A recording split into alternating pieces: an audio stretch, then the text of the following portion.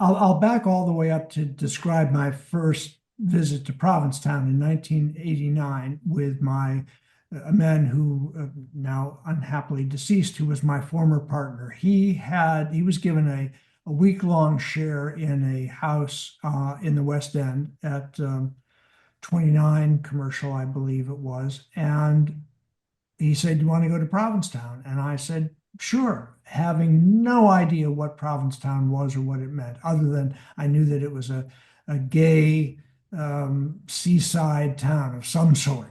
But that was all I knew.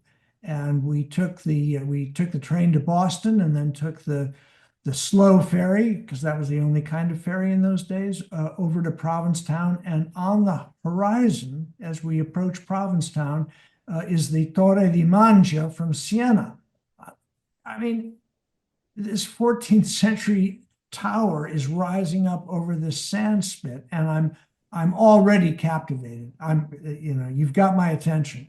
You had me at Pilgrim Monument. We go in as the boat arrives. Here's not a beach town as I understand it, but this dense, really urban concatenation of houses and stores and marine facilities, shoulder by shoulder, inches of space between them. It's an amazingly urban and urbane setting. And it is clear just from its nature that it is a rich, layered, historic town. And then I go walking through what I later learned to be the cemetery of St. Peter. And rather than encountering Yankee names, as I would have expected at the tip of Cape Cod, here are Avalar and Cabral and Ferreira and Pereira and Santos. And like, what is this place? So I was enormously curious about Provincetown from the outset and wanted to learn everything about it. And here was the problem. Many books had been written about Provincetown, but there were no comprehensive books about the town.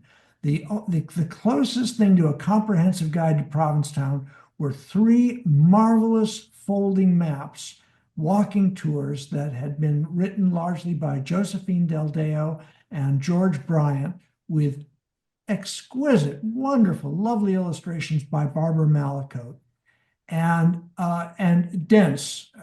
There was a lot of history in those, and I loved those because they were the closest thing I had to answering questions about the little buildings. It was easy to find out about the Pilgrim Monument and Town Hall and Macmillan Wharf.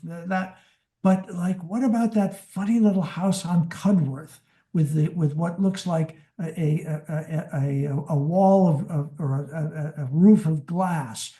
What's that? So Ray, I spent years looking for a comprehensive guide, a dense, comprehensive guide to Provincetown, and I couldn't find any. And I finally said to myself in 2006, 2007, Dunlap, you have experience in this. Why don't you do one yourself? And so that's how Building Provincetown got its start, because it's the book I wanted to see. If Building Provincetown had already existed, I would have been a happy camper and wouldn't have started the project that you see behind me that now overwhelms me.